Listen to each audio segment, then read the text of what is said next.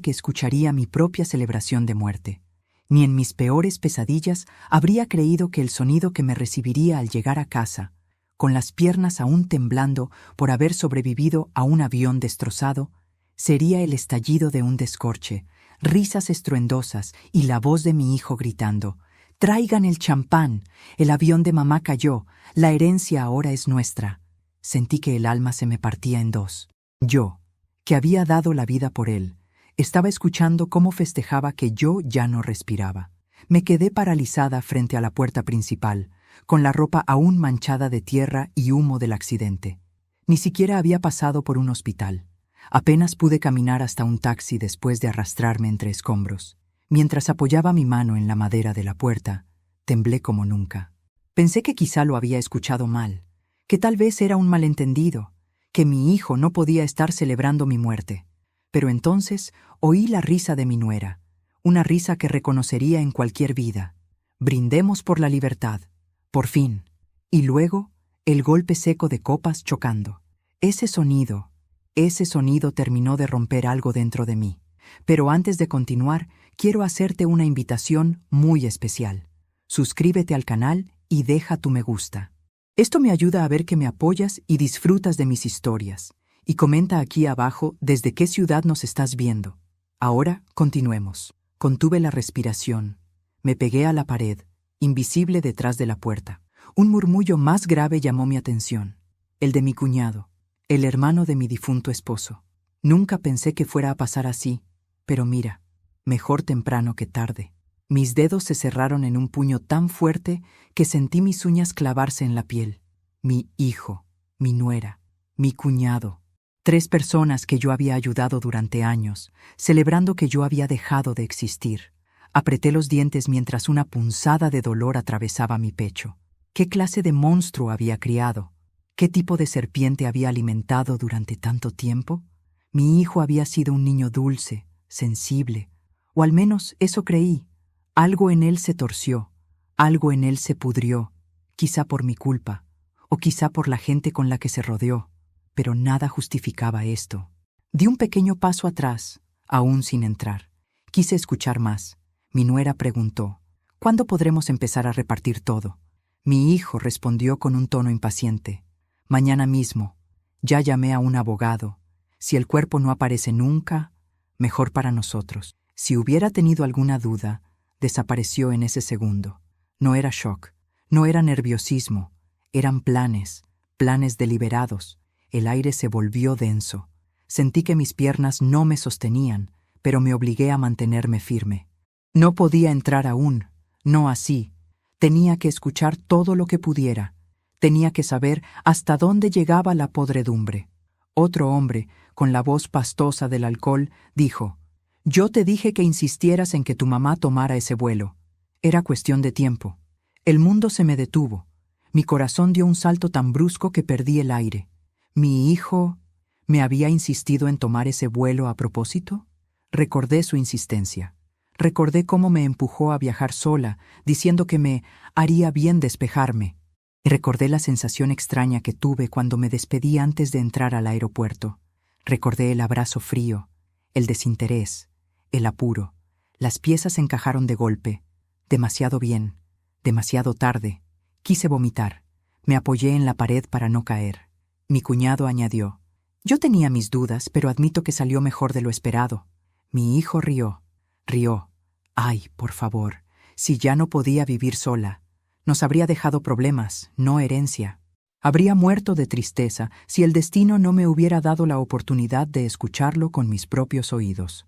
Me limpié el rostro con la manga sucia. Mi respiración se volvió más lenta, más controlada. Mi dolor empezó a transformarse, no en miedo, no en tristeza, en algo que nunca había sentido hacia mi propia sangre. Rabia, una rabia tan profunda que hizo que mi espalda dejara de encorvarse, que mis piernas dejaran de temblar, que mi alma dejara de suplicar cariño donde solo había vacío. Me enderecé, respiré hondo y abrí la puerta. No la empujé con fuerza, la abrí despacio, deliberadamente, como si quisiera darles la oportunidad de sentir el pánico crecer segundo a segundo. La música se apagó de golpe. Las risas murieron en sus gargantas. Sus ojos, mis propios familiares, se abrieron como si hubieran visto un fantasma. Mi nuera dejó caer la copa, que se hizo añicos en el suelo. Mi cuñado retrocedió como si hubiera visto al diablo. Y mi hijo palideció hasta parecer de yeso. «¡Mamá!», balbuceó. «¡No! ¡No es posible!». Los tres empezaron a gritar.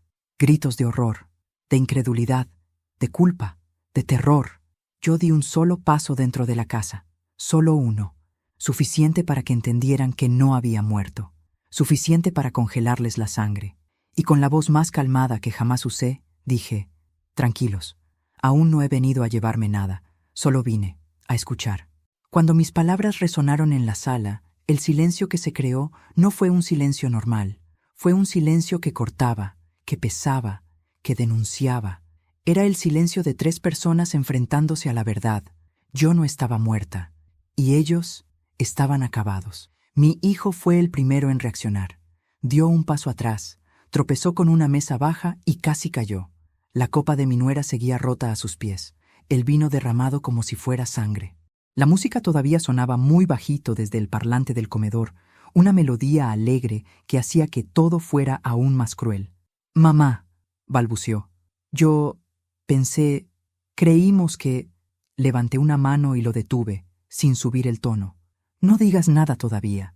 Quiero ver qué inventa tu corazón antes de que tu lengua empiece a mentir». Mi nuera se llevó la mano al pecho, fingiendo asombro, compasión, incluso alivio. Yo la observé con la precisión de una cirujana. Sus ojos no tenían lágrimas. Su respiración no estaba acelerada. Su postura no era la de alguien agradecido por mi supervivencia. Era la postura de una actriz, otra más en mi vida. «Suegra», dijo con voz temblorosa. «Gracias a Dios, no puedo creerlo. Pensamos lo peor». «¿Lo peor?», la interrumpí. «¿O lo mejor?». Ella se quedó helada. Mi hijo apretó los labios. Mi cuñado desvió la mirada. El olor a champán recién abierto todavía llenaba el ambiente. Había una mesa con bocadillos, una torta, copas listas para repartir, música festiva. No era un ambiente de tragedia, era una fiesta, mi fiesta de muerte. Caminé despacio por la sala, con mis zapatos cubiertos de tierra y mis manos aún raspadas del accidente. Dejé que cada paso hablara más fuerte que mis palabras. Mi hijo intentó acercarse, pero retrocedió cuando levanté la vista. «¿Sabes qué es lo que más me duele?», pregunté en un susurro. Mi hijo tragó saliva. Mi nuera apretó la mano del cuñado. Los 3 se encogieron como si fueran niños atrapados robando. «Que durante años creí que todo lo que hacía por ustedes era por amor», continué. «Y ahora descubro que lo único que ustedes estaban esperando era mi final». «¡Mamá, no!», gritó mi hijo. «No entiendes. Nos asustamos». Reí, una risa amarga, rota. «¿Ah, sí? ¿Interiormente estaban destrozados mientras brindaban?». Mi cuñado murmuró. «Fue un malentendido». Lo miré. «¿Un malentendido? ¿Quién dice mejor temprano que tarde cuando cree que alguien que ama acaba de morir?». Él cerró la boca. Vi cómo mi hijo buscaba palabras entre los escombros de su propia conciencia, intentando construir una mentira que sostuviera lo insostenible. «Mamá», empezó de nuevo, «te lo juro, yo no quería que murieras. Solo estaba nervioso. No sabía qué pensar». Me incliné un poco hacia adelante, observándolo con el mismo cuidado con el que se examina a un animal herido que podría morder. «Dime una cosa, hijo», susurré. «¿Te dio nervios que el avión se cayera? ¿O te dio nervios que yo sobreviviera?». Mi pregunta lo atravesó como un cuchillo. Se le escapó un gesto mínimo, un parpadeo rápido que no supo esconder. Ahí estaba la verdad. Mi nuera intervino, desesperada por tomar control. «Suegra, escuche, es que usted no sabe todo. Él estaba preocupado por usted. Estábamos en shock». «¿Shock?», pregunté. «¿Por eso pediste champán?». Sus labios temblaron. Es que yo pensé que quizás había que brindar por su vida, ¿sabe?». «¿Brindar por mi vida?», repetí con ironía. «¿Mientras reías diciendo que por fin serían libres de mí?». Mi nuera se quedó muda. Me acerqué más, despacio, sin perder mi control.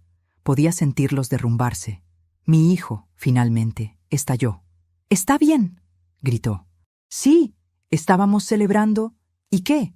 Tú nunca nos diste nada fácil, siempre tenías que controlarlo todo, siempre tenías algo que decir, algo que criticar. Yo solo quería una vida tranquila. Su confesión no me hirió, me confirmó todo. ¿Y por eso insististe tanto en que tomara ese vuelo?, pregunté. Su rostro se desfiguró. No, yo solo... No lo niegues, tengo buena memoria. Tú insististe, tú elegiste la fecha, tú revisaste el horario, tú me dijiste que era el mejor día para viajar. Mi cuñado intervino torpemente. No estoy seguro de que sea bueno hablar así. Ella está muy alterada. ¿Alterada?, pregunté. ¿Sabes quién está alterado? Los tres se quedaron quietos. Alguien que escucha a su familia celebrar su muerte mientras aún tiene el olor del combustible del avión en la ropa. Mi hijo se tapó la cara con ambas manos. No lloraba. Estaba desesperado. Una desesperación que no venía de perder a su madre, sino de perder la herencia. «Mamá, te juro que no sabía que el avión iba a caer». Di un paso más. «Pero sí sabías que si caía, te sería útil, ¿cierto?». Mi nuera dejó escapar un sollozo falso. Mi cuñado dio un paso atrás, temiendo que lo apuntara con un arma invisible hecha de verdades. «¿Saben qué descubrí hoy?», dije con voz baja, casi suave. «Que la muerte puede revelar más que la vida». Me miraron sin entender. «Porque cuando todos creen que has muerto, muestran quiénes son de verdad». Los estudié. Mi hijo, un cobarde. Mi nuera, una víbora disfrazada de dulzura. Mi cuñado, un parásito esperando su oportunidad. Y entonces añadí: «No se preocupen, no he venido a pelear, ni a llorar, ni a pedir explicaciones». Todos tragaron saliva. «He venido a escucharlos», añadí, «a descubrir qué tanto están dispuestos a confesar, antes de que yo empiece a hablar». Sus rostros palidecieron aún más. Sabían que yo tenía el poder ahora, y sabían que esa noche ya no iban a dormir tranquilos, porque yo había vuelto del infierno, y estaba lista para arrastrarlos conmigo. Cuando cerré la puerta detrás de mí, dejándolos a los tres temblando en la sala, sentí algo que no sabía identificar. No era alivio, tampoco era victoria. Era una mezcla extraña, un hilo hecho de tristeza, furia y lucidez. Me apoyé en la pared exterior de la casa y cerré los ojos. Mi corazón golpeaba con fuerza, pero no por miedo. Era una verdad que por fin encontraba salida después de años enterrada. Caminé lentamente hacia el jardín lateral, ese espacio pequeño donde yo solía plantar flores cuando mi hijo aún era un niño. Me arrodillé frente a la tierra dura. Pasé mis dedos por la superficie, sintiendo cómo la tierra húmeda se colaba entre las uñas. Esa tierra había sido testigo de risas, de tardes de juegos, de lágrimas. Mi hijo había jugado allí, correteado, construido castillos de barro. En ese espacio yo había creído que estábamos construyendo un vínculo indestructible, pero estaba equivocada.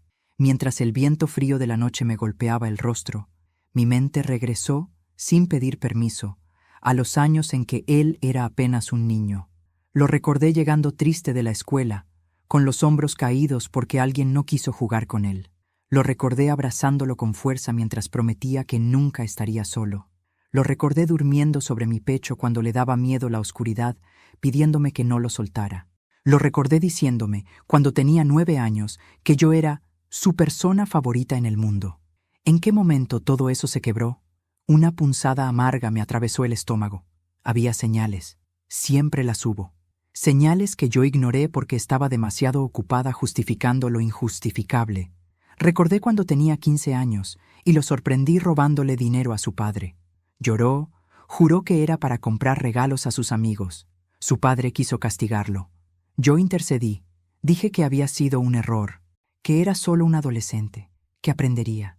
Recordé cuando ya adulto me pidió que le prestara una suma grande para un negocio que nunca existió. Me mintió.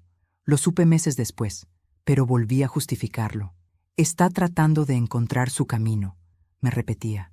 Recordé cómo su esposa, mi nuera, siempre lo miraba con impaciencia, con exigencia, como si él fuera una inversión que debía rendir frutos. Ella no lo amaba, lo moldeaba, lo empujaba, lo manipulaba.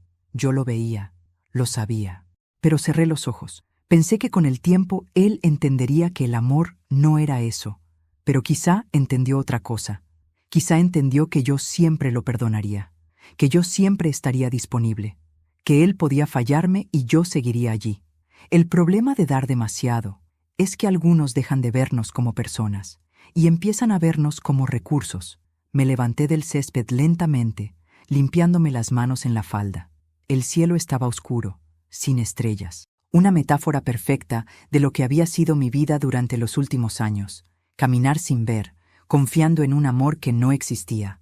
Pero mientras permanecía allí, una frase comenzó a repetirse en mi mente. Nunca quise esto, mamá. La frase que mi hijo decía cada vez que lastimaba, mentía o fallaba. Siempre la misma frase, siempre el mismo tono. Y de pronto entendí. Él nunca quiso esto, pero sí quería otra cosa. Liberarse de mí, liberarse de alguien que le recordaba lo que debía ser, liberarse de la responsabilidad, del agradecimiento, del amor verdadero, liberarse para quedarse con mi dinero. Volví a la entrada de la casa. No entré. Me quedé mirando desde la ventana entreabierta. Allí dentro, ellos tres hablaban en susurros desesperados. Mi nuera caminaba de un lado a otro.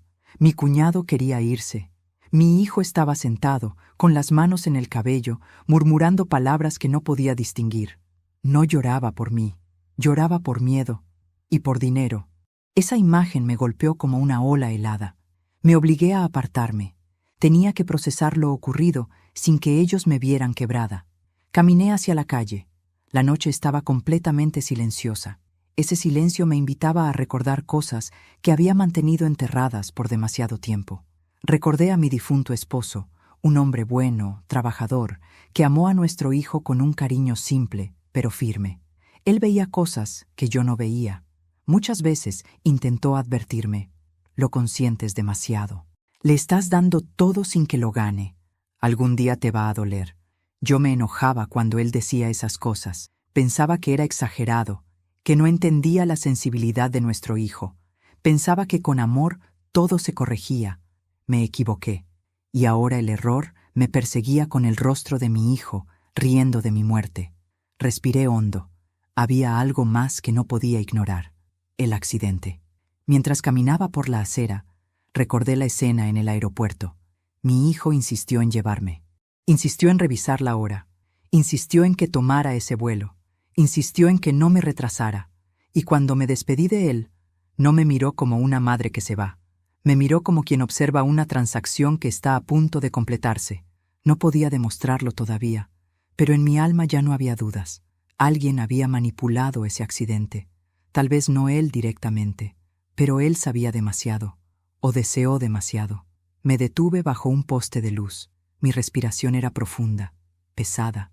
Yo tenía dos opciones, o enfrentar todo de inmediato, con la rabia hirviendo, o analizar, observar y planear. Elegí la segunda, no por miedo, sino por inteligencia. La venganza nunca es efectiva cuando se grita. Es efectiva cuando se ejecuta en silencio. Miré hacia la casa una vez más. Ellos estaban allí dentro, encerrados en su propio pánico. Y yo, por primera vez en años, tenía el control. Me giré y empecé a caminar. Tenía que buscar respuestas. Tenía que entender quién más sabía.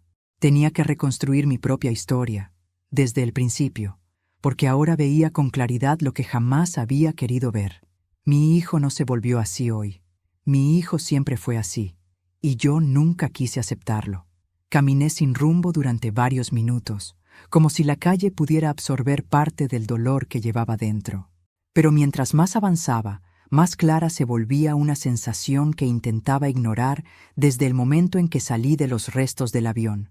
Algo en ese accidente había estado mal desde el principio, y la voz de aquel hombre en la sala, el que dijo que mi hijo había insistido, resonaba como una advertencia tardía. El viento nocturno golpeó mis mejillas mientras pensaba en cada detalle del día anterior. Había algo tan preciso, tan extraño, tan calculado, que ahora se sentía como una pieza encajando en otra. Decidí dirigirme al aeropuerto. No sabía exactamente qué buscaba, pero sabía que si regresaba a mi casa sin respuestas, podría perder el control. Y enfrentar a mi hijo antes de tiempo, sin pruebas, sin plan. Tomé un taxi. El conductor me miró por el retrovisor con cierta compasión. Mi ropa aún tenía manchas de tierra y humo. Yo debía parecer una aparición. ¿Está segura, señora? Es tarde. Necesito estar allí, respondí sin explicar más. El aeropuerto de noche tenía una calma inquietante, como si no quisiera recordar el caos del día anterior. Al bajar del taxi, sentí un escalofrío recorrerme la espalda. La entrada estaba casi vacía, salvo por unos trabajadores de mantenimiento y una mujer de uniforme que miraba su celular. Me acerqué a información. El hombre detrás del mostrador levantó la vista, sorprendido. «Señora, ¿necesita ayuda?» Había algo en su mirada que me inquietó. Tal vez reconoció el vuelo en mi ropa. Tal vez reconoció la tristeza. Viajaba en el vuelo 782, dije en voz baja. El hombre se quedó quieto. Luego asintió despacio, con una mezcla de respeto y horror. «Sobrevivió». «Sí», respondí. «Y necesito hablar con alguien que haya estado aquí ayer. Alguien que recuerde quién me registró, quién estaba en la puerta de embarque o cualquier cosa». Él marcó un número interno. Me pidió esperar. Después de unos minutos, apareció una mujer con chaleco azul, de rostro amable pero cansado. «Soy Verónica», dijo. «Trabajo en la puerta de embarque. ¿Cómo puedo ayudarla?» La seguí a una sala vacía. Al cerrar la puerta, ella se sentó frente a mí. «Señora, no quiero revivirle nada doloroso, pero usted fue una de las últimas personas en abordar ese vuelo. Yo estaba allí». Mi corazón dio un vuelco. «¿Recuerda algo extraño?», pregunté. Ella frunció el ceño, como si estuviera eligiendo sus palabras con cuidado. «De hecho, sí». Sentí que el aire se volvió más denso. «Diga todo, por favor». Verónica respiró hondo. «Primero, usted parecía apurada, como si hubiera cambiado de opinión a último minuto. Mi hijo insistió en que viajara», murmuré. Ella asintió, sin comprender realmente. Pero lo que me llamó la atención fue otra cosa. Mi cuerpo se tensó. «¿Qué cosa?» «Hubo un hombre que preguntó si usted ya había abordado». «¿Un hombre?», repetí. «¿Cómo era?» «Unos 50 años, traje oscuro. No parecía viajero. Tenía un tono de voz muy urgente, y cuando le dije que usted estaba por entrar, se alejó hablando por teléfono». «¿Escuchó algo?» «Solo 2 palabras. Ya está». Mi estómago se cerró como un puño. «Ya está». La misma frase que escuché dentro de mi casa. La misma frase que mi cuñado repetía con cinismo. La misma frase que usaban cuando hablaban de mi herencia. Sentí frío, mucho frío. «¿Recuerda algo más?», pregunté. Verónica dudó. «Bueno», hubo un segundo detalle. Uno que en su momento me pareció solo una coincidencia. Pero ahora que la veo aquí, no lo sé. «Dígalo». «Una semana antes», continuó, alguien había llamado preguntando específicamente por ese vuelo. Preguntaron si era seguro, si había reportes de fallas en la trayectoria, si habría retrasos. En ese momento pensé que era un pasajero nervioso. Mi corazón golpeó mi pecho. ¿Y dejó un nombre? No, pero el número estaba bloqueado. No pude responder. Mi respiración se volvió un hilo frágil. Verónica apoyó una mano sobre la mesa. «Sé que esto no ayuda al dolor, pero tenía que decírselo, para que no piense que todo fue casualidad». Me tapé el rostro con ambas manos. No lloré. Estaba más allá de las lágrimas. Cuando salí del aeropuerto, mi mente era un torbellino. Un hombre preguntando por mí. Alguien investigando el vuelo. Mi hijo insistiendo en la fecha. Mi cuñado diciendo, «mejor temprano que tarde». Mi nuera brindando diciendo «por fin». Y el accidente. Ese accidente que no debió haber sobrevivido nadie. Me detuve junto a una columna para recuperar el aliento. El olor del aeropuerto me revolvía el estómago. Mi cabeza daba vueltas. Eso no fue un accidente. No había sido un accidente. Quizá nunca lo fue. Y entonces, como si el destino quisiera clavar la última pieza del rompecabezas, escuché mi nombre. «¿Mercedes?». Giré bruscamente. Una mujer bajita, con un bastón y el rostro marcado por cicatrices leves, me observaba como si hubiera visto a un fantasma. «¿Usted estaba en ese vuelo?», preguntó. Mi corazón latió con fuerza. «Sí». Ella tragó saliva. «Yo también». Ahogué un grito. Era otra sobreviviente. «Necesito hablar con usted», añadió temblando. «No fue casualidad que ese avión cayera, y usted necesita saber lo que yo vi antes de que despegáramos». El mundo se detuvo. «¿Qué vio?». Ella miró alrededor, nerviosa. Una conversación. Un hombre hablando por teléfono. Repitió su nombre.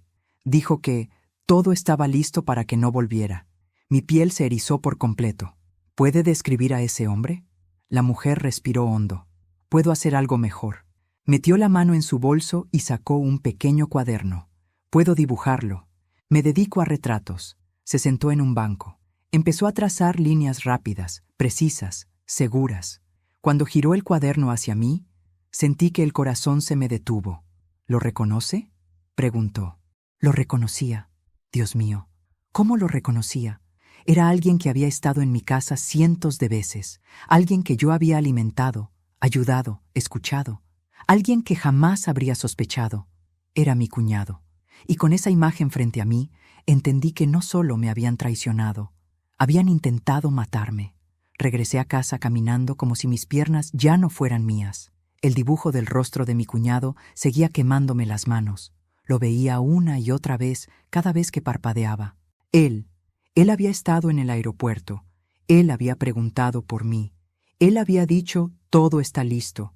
Él, mi cuñado, el hermano del hombre que yo amé, el tío de mi hijo, la persona que por años comió en mi mesa, bebió mi café y se rió en mi sala.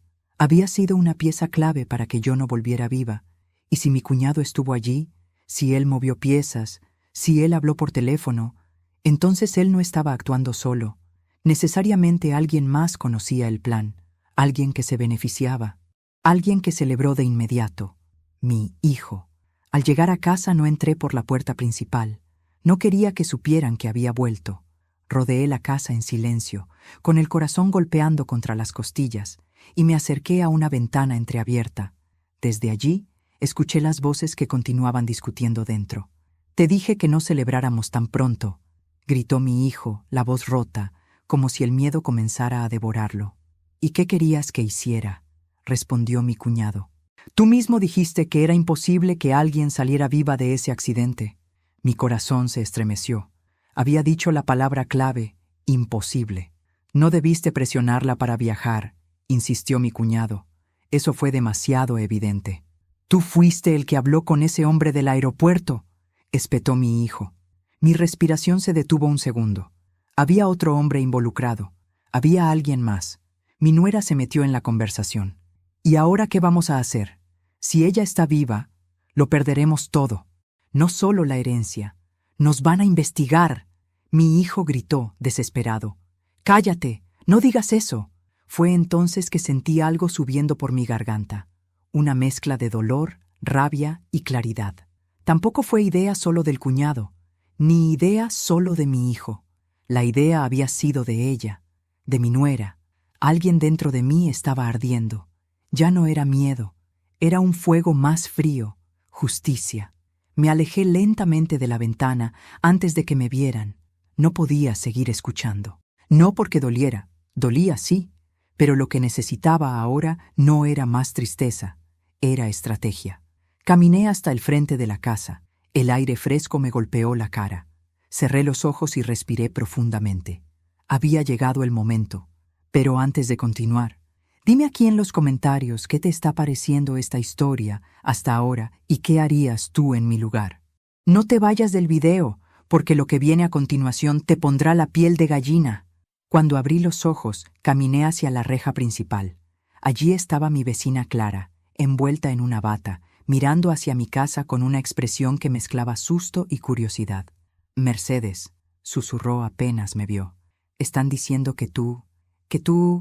Estoy viva», respondí, sin suavizar el tono, «y necesito hablar contigo». Ella abrió la reja de inmediato y me tomó del brazo, como si tuviera miedo de perderme otra vez. «Pasa, pasa. Te preparé té. Pensé que nunca volvería a verte».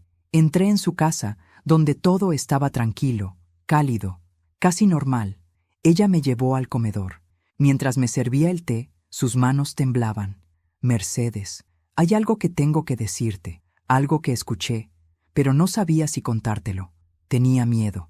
Mi garganta se estrechó. «Dímelo todo, Clara, por favor». Ella se sentó frente a mí, respiró hondo y bajó la mirada. «Hace 2 semanas, tu nuera vino a hablar conmigo». Sentí que el corazón se me detenía otra vez. «Me dijo», continuó Clara, que estaba preocupada por tu estado mental, que estabas olvidando cosas, que estabas actuando raro, que quizás necesitabas ayuda o incluso... Clara tragó saliva. Un tutor legal. El mundo me giró. ¿Querían declararme incapaz? Clara asintió. Me pidió que si veía algo extraño en ti, lo reportara. Incluso me ofreció dinero. Clara apartó la mirada, avergonzada. Por supuesto que no acepté, pero ahora entiendo por qué. Mi corazón latía con violencia. Intentaron matarme, pero antes intentaron quitarme mi libertad, mi nombre, mi patrimonio. Clara suspiró. Y eso no es todo. Un escalofrío me recorrió la espalda. Tu hijo estaba con ella. Y él dijo algo horrible. Dijo, si no falla la parte legal, fallará la parte del viaje. Yo no entendí en ese momento. Pero ahora... Ella se tapó la boca. Ahora lo entiendo todo. La habitación se me cerró encima. Mi hijo, mi propio hijo, había hablado de 2 planes, 2 caminos para deshacerse de mí. Era más profundo de lo que pensaba, más retorcido, más oscuro. Mi visión se nubló por un instante. Clara tomó mis manos. Mercedes, escucha. Yo sé que esto es demasiado, pero tienes que actuar. Si ellos sospechan que tú sabes, pueden intentar algo peor. No lo dudé. No lo intentarán, respondí, con una seguridad que no había sentido en años. No tendrán la oportunidad. Me puse de pie. Clara me miró con miedo. ¿Qué vas a hacer? Lo que nunca hice en mi vida, respondí. Protegerme de mi propia familia. Tomé aire lentamente. Clara, necesito los nombres de todas las personas que has escuchado discutir con ellos. Necesito fechas, comentarios, cualquier cosa. Necesito testigos. Necesito pruebas. Ella asintió sin dudar. Lo que necesites, Mercedes. Yo te ayudo. Mientras me daba una carpeta con anotaciones viejas, cosas que ella había registrado sin saber que serían vitales, entendí algo con más claridad que nunca. Los 3 habían cavado su propia tumba, y yo solo tenía que mostrarle al mundo dónde estaba la pala. Me acerqué a la ventana y miré hacia mi casa, donde las luces estaban encendidas y las sombras se movían de un lado a otro. Pensé en la niña que fui, en la madre que había sido, en el amor que entregué sin reservas. Y entendí finalmente quién era yo ahora. No una víctima, no una sobreviviente, una mujer a la que intentaron matar y que regresó para arrasar con todos. La primera ficha del dominó ya estaba lista para caer. Regresé a mi casa con la carpeta de Clara bien apretada contra mi pecho, como si fuera un escudo invisible. Pero no era un escudo, era un arma. Una que ellos mismos me habían entregado sin saberlo, con cada comentario imprudente, cada mentira, cada plan hablado demasiado alto. El camino hasta mi puerta se sintió distinto. Antes era la casa donde vivía la familia que creí tener. Ahora era el escenario de un crimen. No mi muerte. Esa no lograron conseguirla, sino el crimen más profundo, el de haberme borrado de sus corazones mucho antes de intentar borrarme de la vida. No entré de inmediato. Permanecí unos segundos frente a la puerta, escuchando. Todos discutían adentro. Sus voces llegaban amortiguadas, pero se escuchaban palabras claras, como problema, arruinar, policía, plan. Escucharlos entrar en pánico era apenas un pequeño consuelo, pero no era suficiente. No aún. Antes de entrar, marqué un número en mi teléfono. Era una persona que no había visto en años, pero cuyo profesionalismo nunca había olvidado. Laura Ocampo, abogada criminalista. Ella había sido amiga cercana de mi difunto esposo, aunque jamás tuvo relación con mi hijo ni con mi nuera. Si alguien podía manejar esta situación sin miedo, era ella. Atendió en la tercera llamada. ¿Mercedes?, preguntó con incredulidad. ¿Eres tú? Escuché lo del accidente. Estoy viva, Laura, y necesito verte. ¿Estás bien? No, respondí con frialdad. Pero necesito que me ayudes a que quienes hicieron esto tampoco lo estén. Hubo un silencio, y luego, dime dónde estás. Voy de inmediato. Guardé el teléfono y respiré hondo. Entré. Los 3 se quedaron congelados cuando me vieron aparecer en la sala. Mi hijo parecía más pálido que antes, mi nuera desencajada, y mi cuñado se llevó la mano al bolsillo, como si buscara algo. ¿Me estaban esperando?, pregunté con calma. Mi nuera se tragó un sollozo falso. Mercedes, Estábamos preocupados. No sabíamos si te habías ido. No me he ido, dije. Y no me voy a ir hasta que terminemos con esto. Los tres se quedaron rígidos. Era evidente que no sabían cómo reaccionar ante alguien que ya no temía nada. Necesito que me digan la verdad, añadí. Y se los advierto desde ahora. Si me mienten, lo sabré. Mi hijo dio un paso hacia mí con la voz entrecortada. Mamá, por favor, no hagas esto más difícil. Difícil fue sobrevivir al impacto, respondí. Difícil fue arrastrarme entre asientos rotos, escuchar a un niño gritar por su madre mientras yo trataba de entender si seguía viva. Difícil fue despertar y recordar que ustedes habían insistido demasiado en que tomara ese vuelo. Mi nuera soltó un jadeo. Mi cuñado apretó los dientes. Los miré uno por uno. ¿Quién lo planeó? Un silencio espeso cayó sobre la sala. Mi hijo abrió y cerró la boca, pero no salió ningún sonido. Mi nuera bajó la mirada, pero su respiración acelerada la delataba. Mi cuñado dio un paso atrás, midiendo la distancia hacia la puerta. Veamos quién habla primero, dije. Me acerqué a la mesa. Había restos de la celebración. Botellas abiertas, platos con comida a medio terminar, copas vacías. Era la evidencia física del desprecio absoluto. Entonces, toqué el borde de una de las botellas. Interesante elección, comenté. Champán importado. No me lo compraban ni para mi cumpleaños. Mi nuera abrió la boca, pero no permití que hablara. Me alegra que hayan brindado con un buen vino, continué. Será lo último bonito que recuerden antes de que todo se venga abajo. Mi hijo se alteró. ¿Qué vas a hacer, mamá? ¿Qué quieres? ¿Arruinarnos la vida? Mi voz salió tan serena que él retrocedió. No, hijo, no vine a arruinarles la vida. Me miraron confundidos. Vine a devolverles exactamente lo que ustedes quisieron para mí. Mi cuñado sudaba. Mira, Mercedes, fue un malentendido. ¿Un malentendido? Lo interrumpí. ¿O un viaje que no debía tener retorno? Él desvió la mirada. Fue suficiente. De pronto, mi teléfono vibró. Era Laura. Estoy afuera, susurró. Sonreí. Perfecto, le respondí. Me giré hacia ellos. Vamos a hacer esto sencillo. En 5 minutos, mi abogada va a entrar por esa puerta, y ustedes podrán hablar con ella, o con la policía. Ustedes eligen. Mi hijo palideció. ¿Llamaste a una abogada? No, corregí. Llamé a la mejor que conozco, y a la única que no pueden comprar. Mi nuera comenzó a temblar. Mercedes, te juro que yo... Ni lo intentes, le corté. No soy la misma mujer que salió de esta casa hacia el aeropuerto. La que volvió no tiene miedo. Tragué saliva, porque ya sé quién lo inició todo. Ellos se tensaron. Tuvo que haber un cerebro, añadí. Alguien que convenció, que presionó, que manipuló. Me dirigí lentamente hacia mi cuñado. Ese fuiste tú, ¿verdad? Él retrocedió. No tienes pruebas. Saqué la carpeta de Clara. Sí las tengo. Mi hijo abrió los ojos como platos. ¿Qué es eso? Testimonios, dije. Conversaciones escuchadas por los vecinos, comentarios imprudentes hechos en voz demasiado alta. Notas, fechas. Y si no fuera suficiente, también tengo un retrato. El cuñado palideció inmediatamente. ¿Un retrato? ¿De qué? Lo miré directamente. De ti en el aeropuerto. Su cuerpo se desplomó en el sofá. Mi hijo explotó. Dios mío, tío, ¿tú estuviste en el aeropuerto? El cuñado no respondió. Mi nuera gritó. ¡Estás loco! Nos metiste a todos en esto. Y justo en ese momento, la puerta se abrió. Laura entró, elegante, segura, preparada. Los tres se quedaron congelados. Buenas noches, dijo con voz firme. Soy la abogada de Mercedes, y vine a escuchar. ¿Quién quiere hablar primero?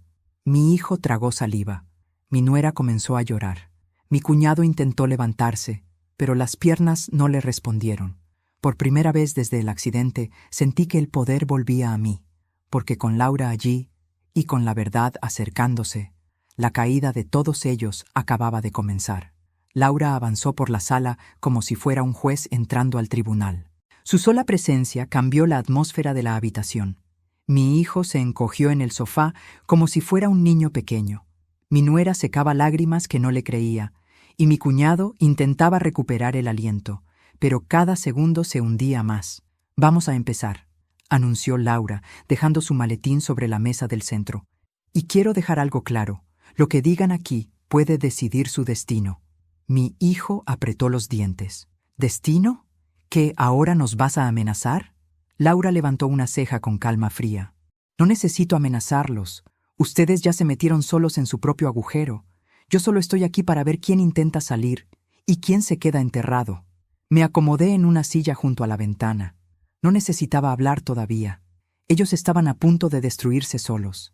Vamos por partes, dijo Laura. Mercedes sobrevivió. Y eso significa que lo que ustedes hablaron, celebraron y planearon no se quedó en el aire.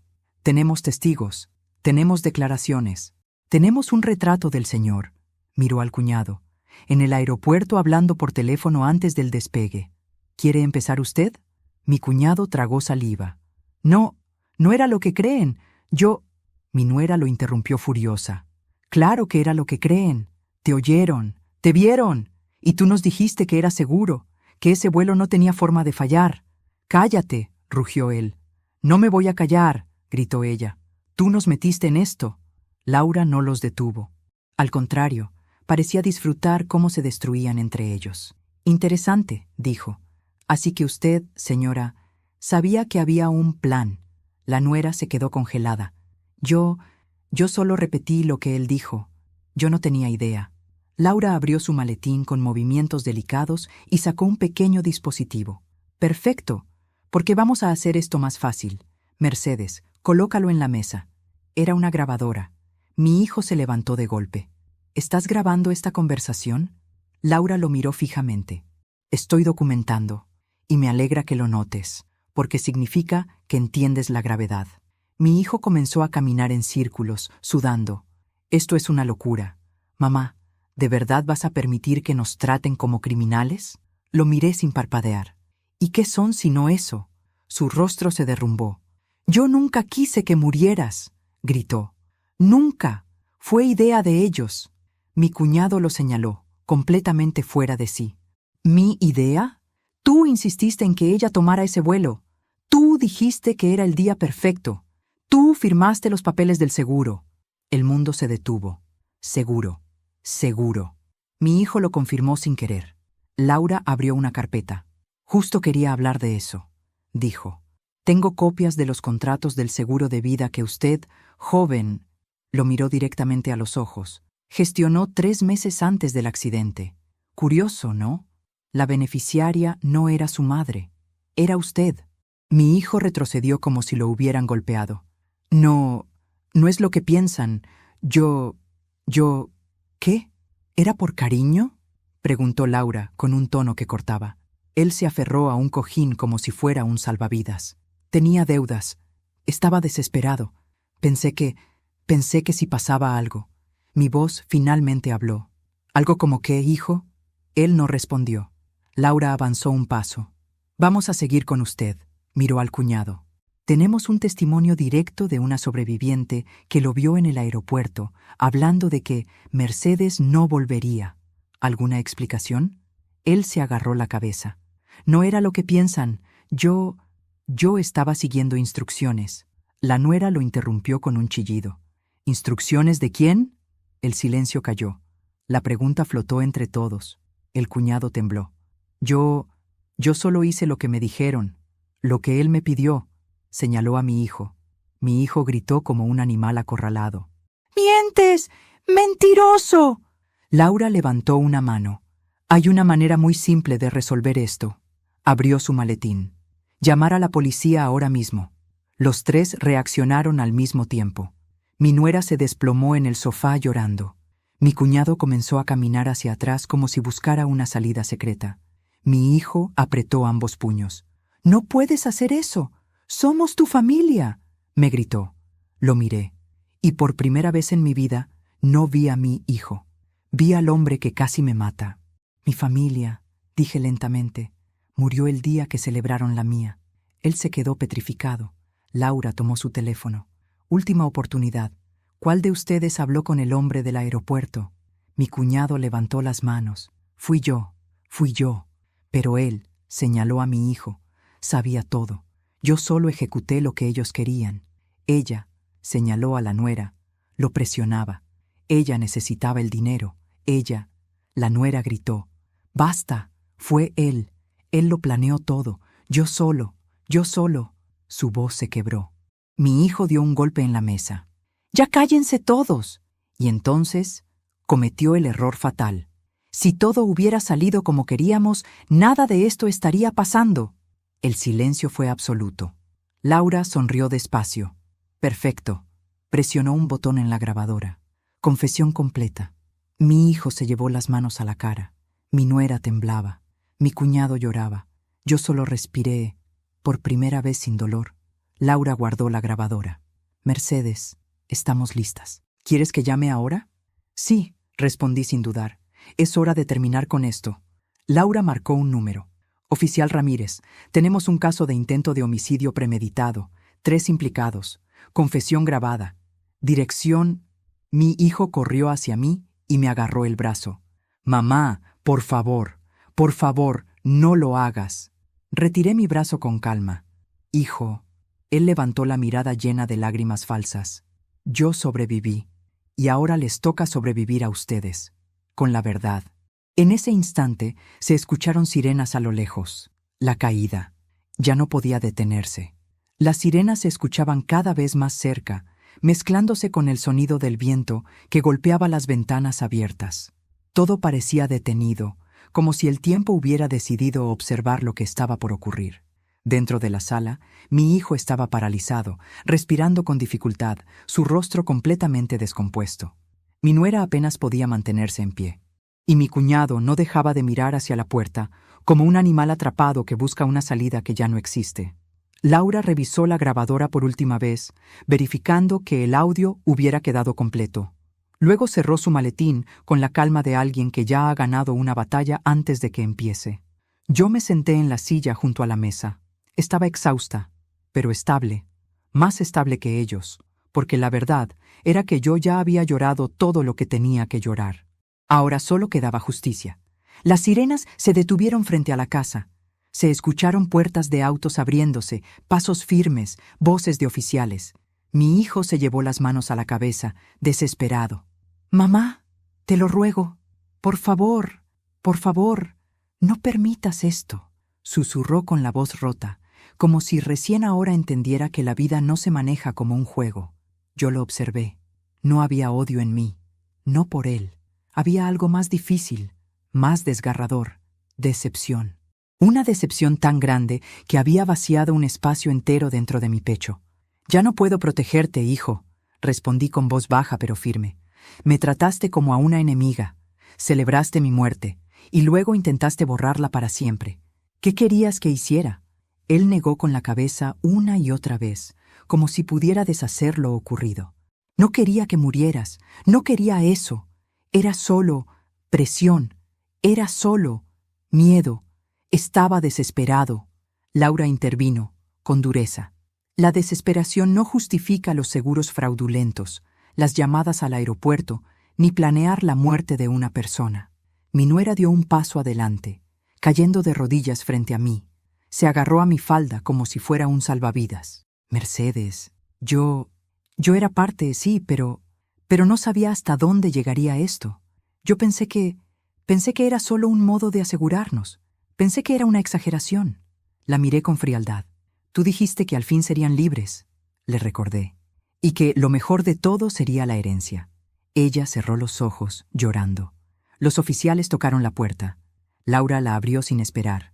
Entraron 4 agentes, uno de ellos con el uniforme impecable y una mirada firme. El oficial Ramírez, según había dicho Laura, se acercó a mí primero. «Señora Mercedes Alvarado», dijo con un gesto respetuoso, «nos informaron que usted sobrevivió al accidente y que hay una denuncia de intento de homicidio. ¿Está en condiciones de confirmar lo ocurrido?». Asentí con calma. «Sí, oficial, tengo pruebas, grabaciones, testigos y la confesión completa de los implicados». Los oficiales se giraron hacia los 3 acusados. Mi hijo dio un paso atrás. «No, yo no hice nada. Todo es una confusión». El oficial Ramírez se mantuvo neutral. «Tenemos una grabación en la que usted declara explícitamente que si todo hubiera salido como querían, nada de esto estaría pasando». Mi hijo apretó los puños. «Eso no significa que yo...» Pero la voz se le quebró. Los oficiales rodearon a los tres. Era impresionante ver cómo las máscaras caían de golpe. La nuera empezó a llorar más fuerte, suplicando. «Por favor, tengo hijos. No pueden hacerme esto. Yo no tenía intención de matar a nadie». El oficial respondió con firmeza. «Usted estaba celebrando la muerte de una persona, y hay evidencia de su participación en la planificación. Eso es complicidad». Mi cuñado intentó huir hacia la puerta lateral, pero 2 oficiales lo interceptaron en segundos. Lo sujetaron por los brazos y él comenzó a gritar. «¡No quiero ir preso! ¡No quiero! ¡Fueron ellos! ¡Yo solo seguía órdenes!». Laura lo miró con ironía. «Pobre, ¿no te avisaron que seguir órdenes también es un delito?». Mi hijo se volvió hacia mí una última vez, desesperado. «Mamá, por favor, soy tu hijo, soy tu sangre. Tú no puedes hacer esto». Sentí un dolor profundo en el pecho, un dolor viejo, de años, pero también supe que soltarlo era la única forma de vivir. «Tú me hiciste esto primero», respondí. «Yo solo elegí sobrevivir». Los oficiales comenzaron a esposarlos. Mi nuera gritaba, mi cuñado lloraba, y mi hijo no decía nada.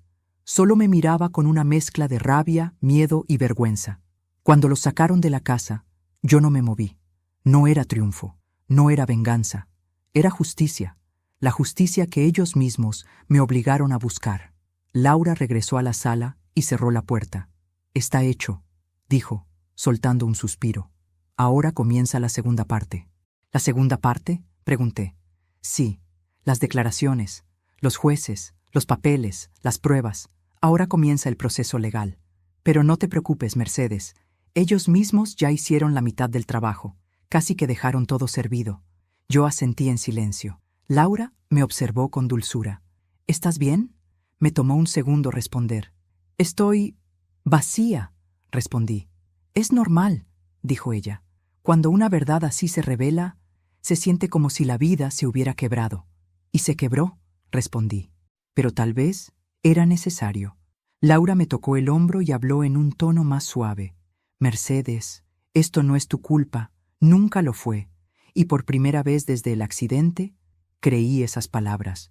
Los días siguientes fueron una mezcla abrumadora de trámites, preguntas, investigaciones y titulares. Mi nombre salió en las noticias. La historia de la mujer que sobrevivió a un accidente aéreo y descubrió que su propia familia celebraba su muerte se volvió viral. Algunos se escandalizaban, otros lloraban. Algunos me enviaban mensajes de apoyo, otros querían entrevistas. Yo rechacé todas. No quería ser famosa, solo quería paz. Los 3 fueron acusados formalmente: homicidio premeditado en grado de tentativa, fraude al seguro, conspiración criminal, obstrucción de la justicia. Laura lo manejó todo sin fallas. Era implacable. Durante las declaraciones, mi hijo intentó culpar al cuñado, la nuera intentó culpar a mi hijo, y el cuñado intentó culpar a todos. Pero la grabación, esa grabadora que Laura encendió en el momento exacto, fue su sentencia. La fiscalía quedó impresionada con la claridad de la evidencia. Al final, aceptarían un trato. Mi cuñado, 15 años de prisión. Mi nuera, 8 años por complicidad, fraude y encubrimiento. Mi hijo, 20 años, el que más tenía que perder, el que más hizo por ganar dinero con mi muerte, el que más sabía, el que más mintió, el que más celebró. Cuando lo supe, no lloré. Me quedé en silencio, mirando el papel de la sentencia. Era extraño, muy extraño. Era mi hijo, pero al mismo tiempo, no lo era. Había un dolor profundo, sí, pero también una liberación lenta, dura y necesaria. 3 semanas después del juicio, fui a la tumba de mi esposo. Laura me acompañó. Clara también. Llevé flores blancas. Me arrodillé frente a la lápida. Toqué su nombre con los dedos. Sentí algo moverse dentro de mí, algo viejo, algo triste. «Perdóname», susurré. «Tenías razón. Siempre tuviste razón». Laura me puso una mano en el hombro. «No es culpa tuya haber amado demasiado». Yo respiré hondo, pero fue mi error no ver lo que se estaba formando. Ella negó despacio. «Amar no es un error. Confiar no es un error. El error lo cometen los que destruyen lo que se les da. Sus palabras me atravesaron como un rayo de luz. Cuando terminó el proceso, me mudé a una casa pequeña cerca del mar. No era grande, no era lujosa, pero era mía y era tranquila. Los primeros días desperté sobresaltada, como si esperara ver a mi hijo entrar por la puerta para pedirme dinero, o a mi nuera dando órdenes, o a mi cuñado rondando como una sombra. Pero no había nadie, solo yo, y el sonido del mar. Por primera vez en años, dormí sin miedo. Aprendí a cocinar para mí misma, a caminar por las tardes, a leer sin interrupciones, a escuchar mis propios pensamientos, a quererme. A veces lloraba, sí, porque el duelo por un hijo vivo es el más doloroso. Pero también entendí algo. Mi hijo dejó de ser mi hijo mucho antes de ese juicio. Quizá dejó de serlo cuando el dinero se volvió más importante que mi vida, o cuando permitió que otros envenenaran lo que yo le había dado, o cuando simplemente decidió que yo era un obstáculo. No lo sé. No lo descubriré jamás. Lo único que sé es que sobreviví.